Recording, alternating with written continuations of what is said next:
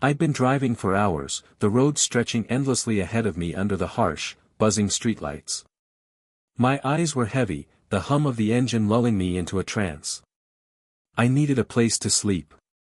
It had been a long day on the road, and when I saw the faded sign for the Silver Pines Motel, I didn't hesitate to pull in. It was one of those places where you could tell nothing good had happened in a while, dilapidated neon lights flickering above a row of empty, silent rooms. Inside, the clerk was an older man with a thick beard and eyes that seemed to have seen far too much. He didn't smile, didn't ask any questions, just slid me a key with a number scrawled on a piece of paper. "Room 8, he said, his voice gravelly. As I turned to leave, I caught a glimpse of something, a shadow moving at the end of the hall. I shook it off. The place was old. People moved weirdly in these motels. It wasn't until I reached room 8 that I started to feel uneasy. Something about the place just didn't sit right. The door creaked as I entered. Dust danced in the air like tiny ghosts, and the musty smell hit me immediately. I flicked the light switch, nothing. Great. I had no choice but to leave the door open to get some light from the hallway. I threw my bag on the bed and sat down, rubbing my temples. The day's exhaustion hit me hard. I needed sleep. I heard a knock at the door. I wasn't expecting anyone. When I opened it, no one was there. Just the empty hallway, dimly lit and still. Strange, but I figured it was some mistake or someone else's room. I was about to close the door when I noticed something. The shadow that had caught my eye earlier was still there, standing at the far end of the hallway. Just standing still, unmoving. It wasn't the clerk, he was gone by now. No one else was around. I shut the door quickly, my heart pounding. Was it just my mind playing tricks on me? I couldn't shake the feeling that someone was watching me. I tried to ignore it, chalking it up to the exhaustion. But as I lay down, the unease in my gut grew. Something was wrong. The room felt too silent. Too empty. That night, I wouldn't sleep. Not at all. I couldn't shake the feeling that the room was closing in on me. The silence was deafening, like the air itself had become heavy, pressing down on me. I tried to distract myself, flicked through the TV channels, but the screen was just static. Another thing that should have seemed normal, but didn't. The buzz of the static was unsettling, like it was trying to say something. I turned it off. Then, I heard it. A soft scratching sound, coming from the corner of the room. At first, I thought it was just the wind, maybe a stray branch tapping against the window. But the scratching didn't stop. It grew louder, almost like it was deliberate. I hesitated, wondering if my mind was playing tricks. But curiosity gnawed at me, so I got up and walked over to the corner where the sound was coming from. There was nothing there. I ran my hand along the wall, feeling for any sign of what might have caused the noise. The wallpaper was peeling in places, old and brittle, but no hidden compartments or any sort of opening. Just as I was about to turn back, I heard it again. This time, it was coming from behind the bed. I moved slowly, my breath shallow, heart pounding in my ears. I had to know what it was. I pulled the bed away from the wall. Nothing. But there was a small crack in the floorboard, barely noticeable. It was odd, but I wasn't sure why. Something about the crack seemed deliberate, like it was hiding something. My fingers twitched as I crouched down to examine it. The scratching sound, closer now, like it was right under the floor, stopped. And then, from the crack, a finger emerged. Thin and pale, so pale it looked almost lifeless. I froze, my heart stopping in my chest. The finger wiggled slightly, and I could feel a chill spread through the room as if the temperature had dropped 20 degrees in an instant. Before I could react, the finger retreated. A deep, almost inhuman voice whispered from the crack, but the words were incomprehensible. My blood ran cold. I stumbled backward, barely managing to keep my balance as the room seemed to spin around me. I slammed the bed back into place, trapping the floorboard beneath it. I couldn't stay in this room anymore. I couldn't even think straight. My mind was racing, the only clear thought being, get out. I grabbed my keys and bolted for the door. But just as I reached for the handle, it slammed shut by itself. I twisted the knob, pulled, pushed. Nothing. I turned, breath quickening, but the hallway outside was empty. Not a soul in sight. But I wasn't alone. I was trapped. There was no other way to describe it. The door refused to open, and every instinct in my body screamed to get out of that motel. I backed away from the door, trying to stay calm, but my heart was racing, my palms sweating. I turned to the room behind me, hoping maybe something had changed. Maybe there was a way to escape. But as I looked back at the room, I noticed something else, something I hadn't seen before. The shadow that had been standing at the end of the hallway earlier, it was closer now. A chill ran down my spine as I stared at the figure. It was tall, unnaturally tall, and it stood motionless in the dim light, staring directly at me.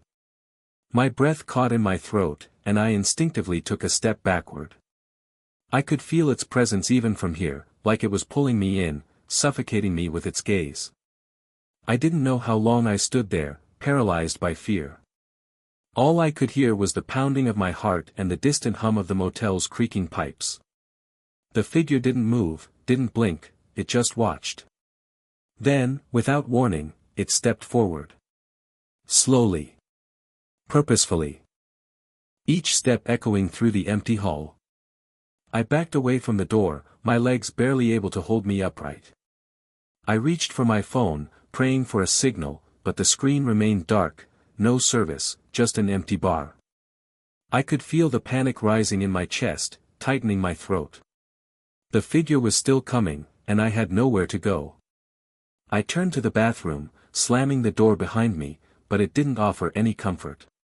It was just a small, cramped space with peeling tiles and a cracked mirror. My reflection was distorted, almost like it wasn't even me anymore. I leaned against the sink, breathing heavily, trying to steady myself, when I heard the unmistakable sound of footsteps outside the bathroom door. It wasn't the shadow anymore. There was something else, something, closer. Something real. The door handle rattled. Then, it turned.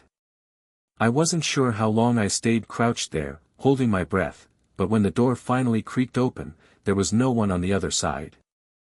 The hallway was empty. Except, of course, for the figure. It stood at the end of the hallway once again. But now, it was closer than before. So much closer. And that's when I realized, it was no longer watching me. It was waiting. I turned and bolted, no longer caring about anything except getting out. I ran.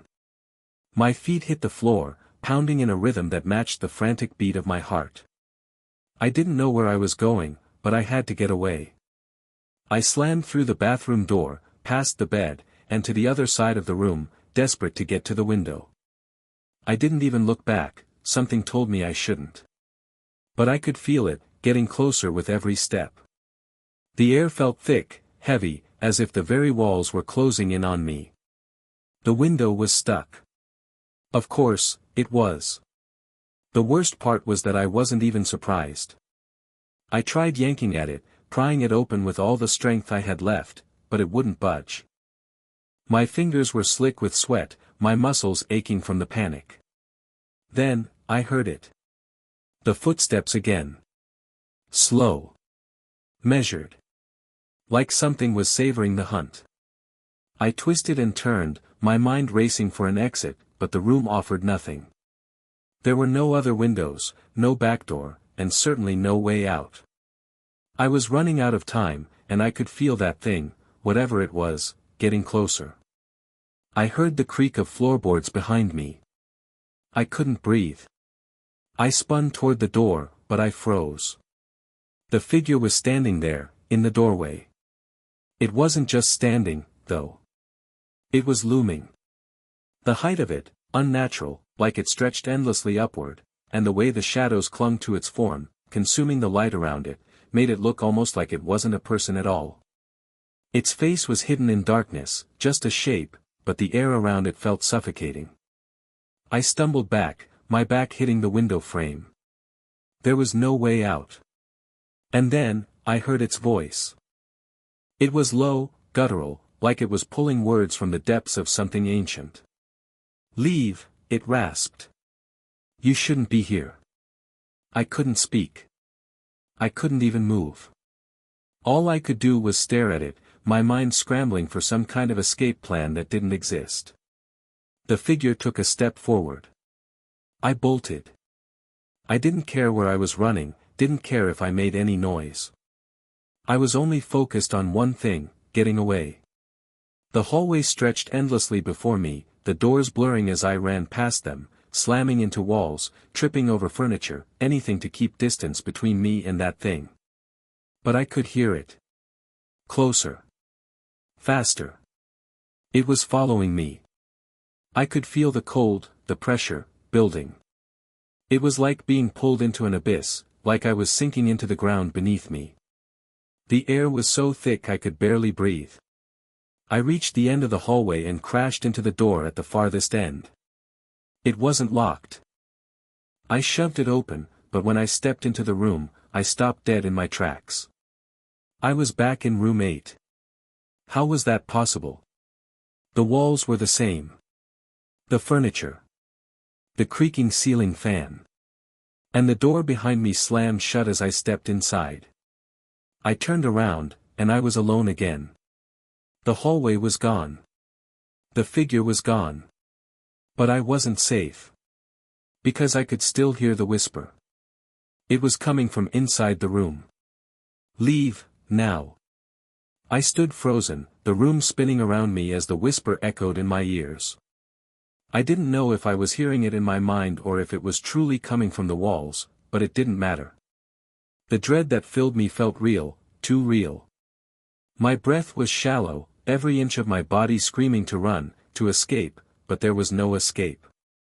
Not anymore. I turned slowly, eyes scanning the room for anything out of place. Nothing. The bed was the same. The lamp flickered dimly, casting long shadows across the floor. The cracked mirror still hung above the sink, the reflection fractured like my sanity. And then, I saw it. At the farthest corner of the room, near the small window, something was moving. A faint shape, just barely visible in the dim light. My blood ran cold as I took a step toward it, unsure if I could even trust my eyes. The shape began to take form. It was a figure, a body, but not a person. The skin was thin and stretched over bones, a color so pale it looked almost translucent. It moved slowly, deliberately, as if it was waking up after a long, disturbed sleep. And then I realized what I was looking at. It was the same figure from the hallway. The same thing. It had been in this room all along. I stumbled backward, tripping over the rug. My heart hammered in my chest as the figure turned toward me. It moved with a strange, jerking motion, like it wasn't quite human, like it was trying to remember how to walk. The air grew colder. I could see my breath in front of me, the room freezing in an instant. It spoke again, but this time, the voice was clearer, closer. "You can never leave." The words were like a weight, pressing down on me, suffocating me. I reached for the door handle again, desperate, my mind racing. I couldn't stay here. But the door wouldn't open. It didn't matter how hard I pulled or twisted, it was locked, and the lock wasn't just physical. It was something else. A force, a curse, keeping me inside. Keeping me trapped. I spun around, searching for any other way out, and that's when I saw the truth. The walls of the room weren't just old, decrepit. They were shifting. Like the room itself was breathing, expanding and contracting with every passing second. I felt the pressure growing again, pulling me toward the walls, toward the cracks in the floor. I wasn't sure what was worse, the thing in the corner or the feeling that the motel itself was alive, feeding off my fear. I turned back to the figure, but it was gone. The corner was empty. The shadows in the room seemed to pulse, and that whispering voice, it was everywhere now. Leave now, it urged. Before it's too late. I didn't know what was happening, but I knew one thing for certain: if I didn't leave, I would never leave. I looked around desperately, the walls closing in tighter with every second. Then, I saw it. A crack. A small crack in the far corner of the room, just behind the dresser. It was barely noticeable, but it was there. Something about it felt different, like it could be an escape. Without thinking, I rushed toward it, my fingers digging into the wall, peeling away the old paint, the rotten wood. The crack widened with every movement, the air growing heavier with each second I spent there. And then, just as I thought I was free, I heard the final words, sharp and clear: too late. The crack snapped shut with a deafening sound, and the room went black. I don't know how long I was out. It felt like an eternity, dark, oppressive, with no sense of time. But when I finally regained my senses, the first thing I realized was that I wasn't in the room anymore. I was lying on the cold, hard floor, and the air around me was thick, damp. I could barely see anything, but I could feel the weight of the space pressing down on me. I slowly pushed myself up, my body aching like I had been lying there for ages. The room was different. The walls weren't decaying anymore.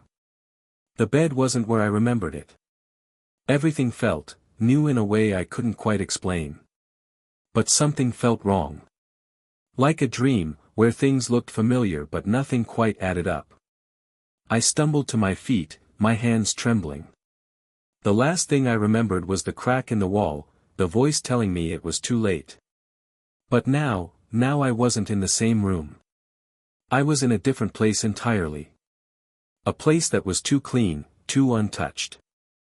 It wasn't until I stepped closer to the window that I realized it wasn't the same motel. I was no longer in room 8. This room had no door. No hallway. No escape. It was a small, square space with just a window at one end, the glass cracked and streaked with dirt. But through the cracks, I saw something that made my stomach twist. The road outside, there was no road. There was nothing. Just an endless void. Like the world had stopped existing outside the motel, leaving me stranded in a pocket of space that didn't belong. I turned quickly, panic surging through me. The walls around me weren't solid, either. They shimmered like a reflection on water. For a moment, I thought I was losing my mind, but the sensation was real. I was in something wrong. The air, the light, the floor beneath me, all of it felt like a distorted version of reality. The voice came again, softer this time, but just as chilling. You can't leave, it whispered, its echo growing louder, vibrating in the walls. I backed away, my breath quickening. I was trapped, and this time, I couldn't even tell if it was a nightmare or reality. I tried the window again, shaking the dirt loose and attempting to pry it open, but it wouldn't budge. It was like the entire place was alive, holding me inside, feeding off my fear. Suddenly, I felt a cold hand on my shoulder. I froze. The moment I turned around, I saw it. The figure. It was standing in the center of the room, blocking the only exit. But it wasn't the same as before. It was worse. It was closer, somehow more solid, more real. Its twisted limbs stretched unnaturally, the skin now decayed and hanging loosely from its body, exposing raw, blackened muscle beneath. Its eyes, those eyes, were wide open, but they weren't eyes anymore. Just hollow, empty pits. Its mouth opened slowly, and the voice that came out was distorted, like 1,000 whispers combining into one. You never left, it rasped. And now, neither will you. I didn't have time to scream. I didn't have time to move. I was rooted to the spot, paralyzed with terror, as it reached toward me with those long, bony fingers. I thought for sure that this was it, that it was going to drag me into whatever nightmare it came from. But before it could touch me, something else happened. The walls around us started to crack. The entire room trembled, as if it were breaking apart, and for a split second, I thought I might be free. But the cracks didn't lead to the outside world. They led to something darker, something worse. A black void spilled from the walls, the room quickly filling with thick, choking darkness. I didn't know how, but I ran. I didn't think. I didn't look back. And for the first time since I arrived, I was running toward something. Toward the unknown. I didn't stop running. The darkness was swallowing everything, the walls warping and shifting around me like some kind of sickening illusion. Every step I took felt heavier, like the floor beneath me was trying to pull me down into the black void that was growing with every passing second. The figure was still behind me, but I didn't dare look back. I could hear its footsteps, slow, deliberate, echoing in the suffocating silence. The whispering voice grew louder, calling my name in 1,000 different tones, each one colder than the last. I reached the door, but it was different now, twisted, covered in thick layers of grime, as if it had been there for centuries. I didn't hesitate. I threw my shoulder against it, my whole body slamming into the wood. The door groaned but didn't budge. It was locked, but not in the way a normal door would be. It was locked by something deeper, something that had no business being in the physical world. I pulled at the handle again, panic flooding my chest. The shadows were crawling up the walls, reaching for me, touching me with icy fingers that made my skin burn. I screamed, pulling at the door with everything I had, and then, it opened. A blast of cold air rushed in, tearing through the darkness, and for a split second, I thought I saw daylight. I didn't waste a second. I bolted through the door and into the outside world. But the world outside wasn't right either. I was no longer in the motel. The landscape stretched out before me, barren and desolate, a wasteland of cracked earth and twisted trees that seemed to reach toward the sky like skeletal fingers. The sun hung low, a dull, sickly yellow that barely illuminated the horizon. There was no road, no signs, just an endless expanse of emptiness. I spun around, expecting to see the motel behind me. But it was gone. Completely gone. The place I had just escaped from, it wasn't there anymore. The doors, the rooms, the hallway, it had all vanished, swallowed by the void that was now filling the space where the motel once stood. All that was left was the oppressive silence, the kind that made every breath feel like a crime. And yet, I couldn't shake the feeling that something was still with me. That I wasn't truly alone. I turned back toward the wasteland. My only option was to keep moving. I had to get out, had to keep running, somewhere, anywhere, away from that thing. But then, I heard it again. A voice, faint at first, but growing stronger. You can't run. I looked up, and standing in the distance, outlined by the sickly light of the sun, was the figure. Its face was still hidden, but I could feel its gaze, heavy and suffocating, even from that far away. It wasn't just a man. It wasn't just a creature. It was something that existed between worlds. Something that couldn't be outrun. I turned and ran faster, pushing my body to its limits, but no matter how much distance I put between us, the voice was still there. The figure was still there, always just out of reach, always following me. I wasn't sure how long I ran, or if I was even going anywhere at all. Time had stopped making sense the moment I'd stepped into that motel, and now it felt like I was trapped in a nightmare, with no way to wake up. But then, just when I thought I couldn't go on any longer, I saw something, a flicker of light in the distance. I didn't know what it was. I didn't care. I had to reach it. I ran toward it with everything I had left, ignoring the voice that was now screaming at me to stop, ignoring the cold grip that seemed to reach into my chest. I focused only on that flicker of light, telling myself that if I could just get there, maybe, just maybe, I could escape. But the closer I got, the more I realized something. The light wasn't freedom. It was another door. The same door that had led me back to the motel. And I had nowhere left to run. I stood there, gasping for air, as the reality of it all hit me like a freight train. The light ahead wasn't salvation. It was just another door. Another way in. Another trap. And I had fallen for it, over and over again. I turned, trying to make sense of what was happening, but the landscape around me seemed to warp and twist with every passing second. The air was thick, the ground beneath me uneven. I could hear the whispers again, louder this time, echoing through the void. "You're not leaving." The figure was close now. I could feel it behind me, like a shadow that never left my side. The closer it got, the colder the air became, the more suffocating the atmosphere became.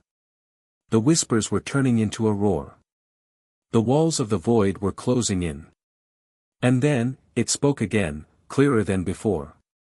"You've already made your choice." I didn't understand. What choice? I turned toward the door, but the closer I got, the more I realized that this was no escape. It was the same door. The same damn room. Room 8. The hallway. The walls, shifting, breathing, closing in on me again. The figure stepped forward, its presence growing stronger, more oppressive. I was trapped. The door was no longer an option. The walls were closing in again. There was nowhere left to run. And then, the voice was suddenly right behind me, a deep rasp in my ear. "Now you stay. Forever." The figure reached out toward me, its cold, bony fingers grazing my shoulder. But instead of pulling me into the darkness, I felt something shift inside of me. Like a breaking point, a moment when everything finally made sense. And then, I realized it. I had been waiting for it. All along. The choice had always been mine. The moment I checked into that motel. The moment I opened that door and stepped inside. It was never about running. It was about accepting what this place was, what it was always going to be. A place without escape. A place that existed between realities, between worlds. A place that fed on fear, on desperation, on people like me who had nowhere left to go. I turned toward the figure, not out of fear, but out of acceptance. It was all coming full circle. I had chosen this. "Let me in," I whispered. The figure didn't speak. It didn't need to. It reached out, taking my hand with cold fingers, and in that moment, I understood everything. The motel had never been a place to leave. It was a place to stay. Forever. And as the darkness closed in around me, I knew that I would never walk out of this nightmare. Because in the end, I had become part of it. And there was no escape from that.